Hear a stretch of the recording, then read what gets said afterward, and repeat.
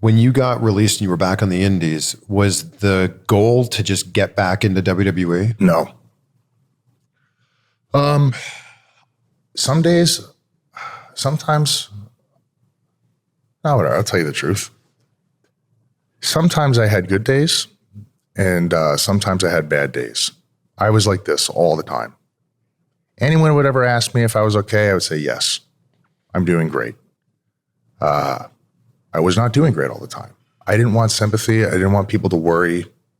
I knew no matter how things were going to land, I was going to be okay.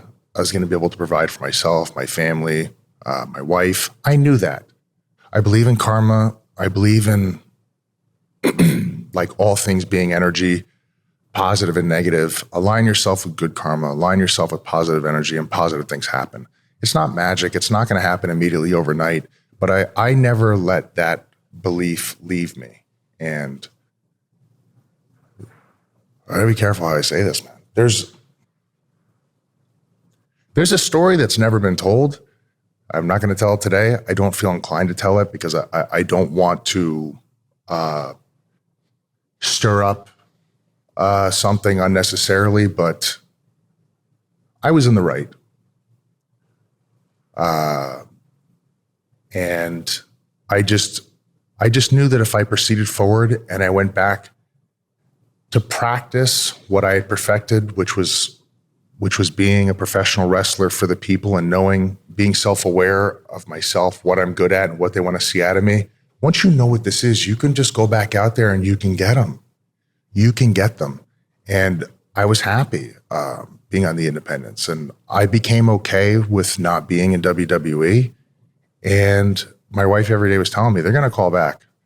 They're going to call back. And it was just something I didn't even really want to think about because we were developing a life outside of WWE and creating like a new foundation of how to support our lives and stuff. It was just something that I had kind of put in my rearview mirror. And that's the beautiful thing about coming up in the independents. It's like when you start on the indies, you don't get paid because no one's paying to see you. You got to go out there and you have to learn your craft, make everything clean, look smooth, believable in the ring. Then you learn how to get the crowd, which is essentially, in my opinion, is like more than anything, it's self-exploration.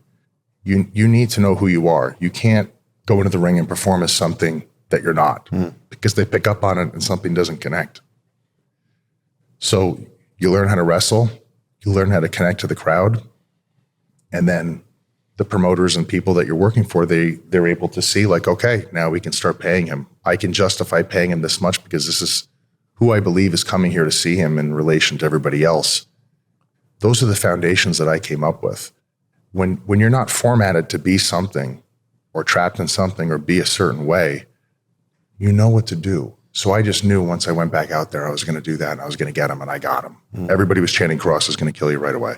And I had it all the way through. And so I just stopped thinking about it.